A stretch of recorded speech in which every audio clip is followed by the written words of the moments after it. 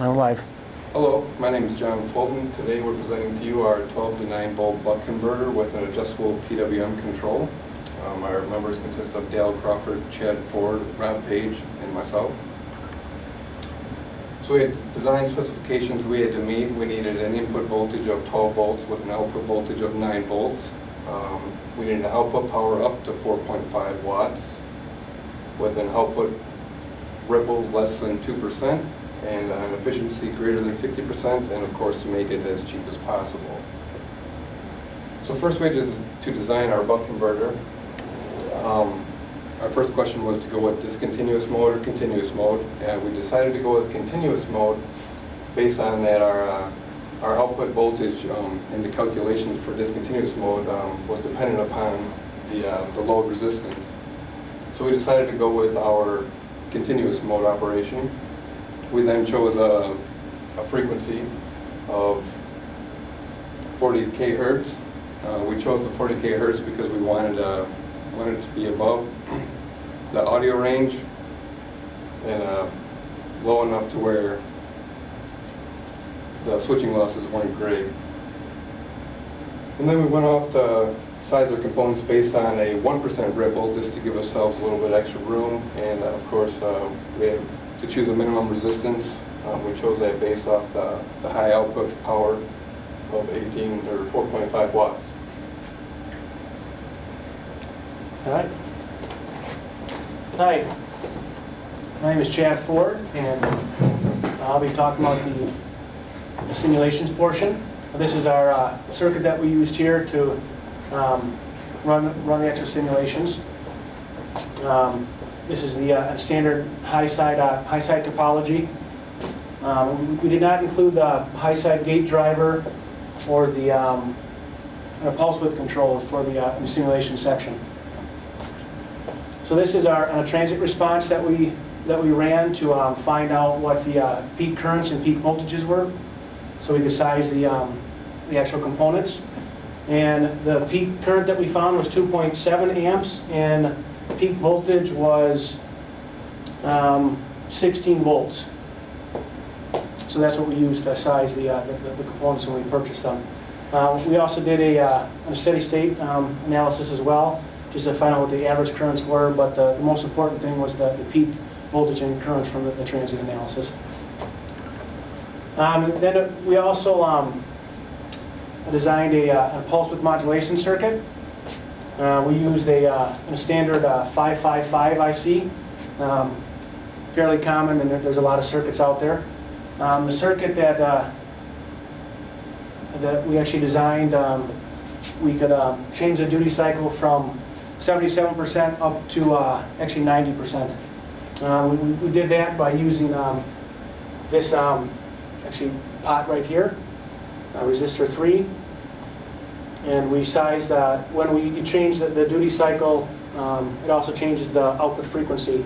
We just made sure that the output frequency did not go below 40 kilohertz. So this is the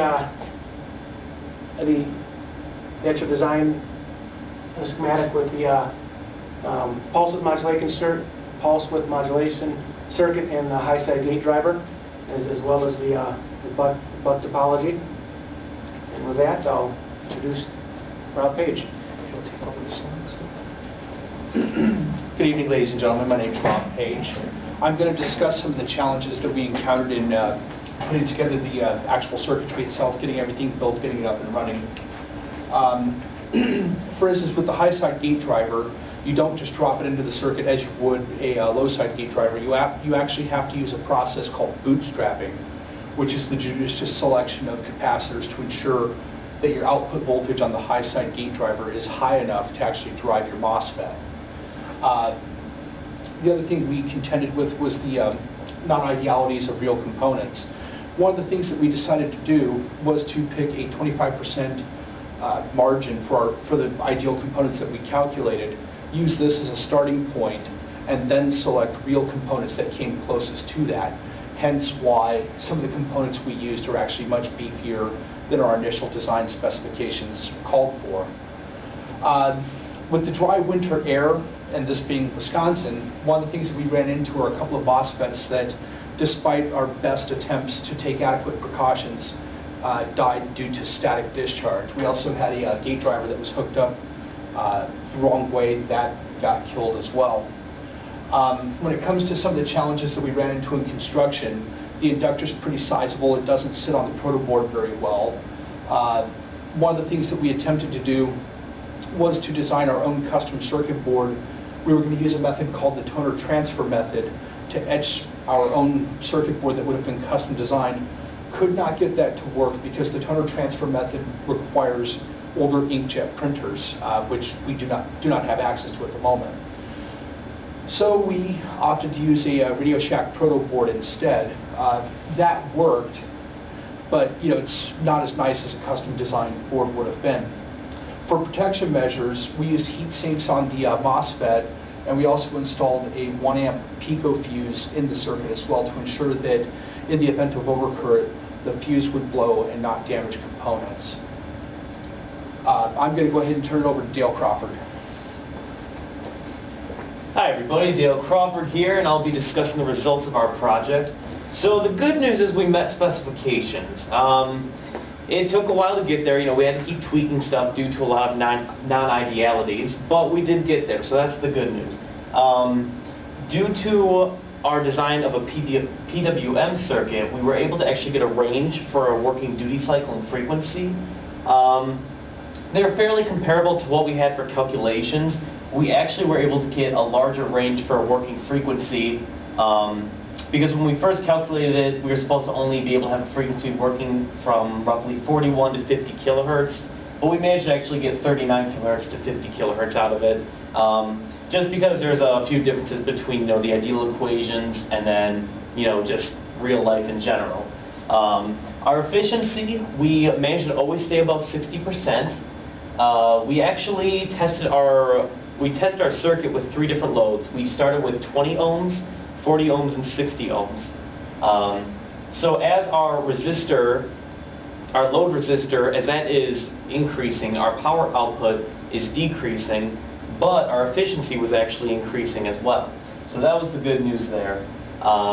We tested it with all 3 of our loads for the output ripple, and each time our ripple was less than 1%. Now there were a couple concerns because there was quite a bit of noise that was in our voltage waveforms on the output.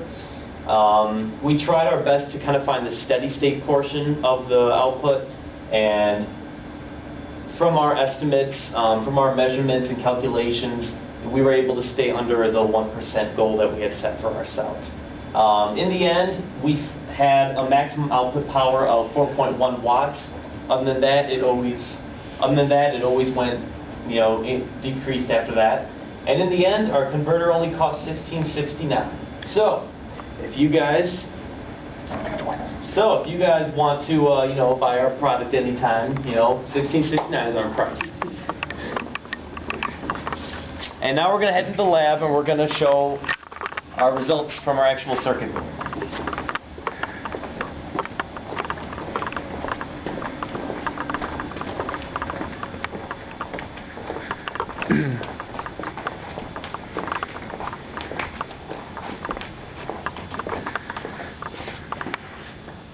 So we're just going to set up the circuit here. I'm going to fire it up to a 12-volt input supply, 11.94 close. We set up a DMM just to demonstrate that it's outputting the 9-volt output. And then we have the oscilloscope set up to show that the extra ripple rate is pretty much non-existent, and also it's got an output voltage of 9 volts. So we can zoom in, do a cursor, but it's pretty much non-existent ripple rate. And then we have the circuit itself. Once again, we are Rob Paige, John Fulton, Dale Crawford, and Chad Ford. Thank you very much for your time and consideration. Let's stop.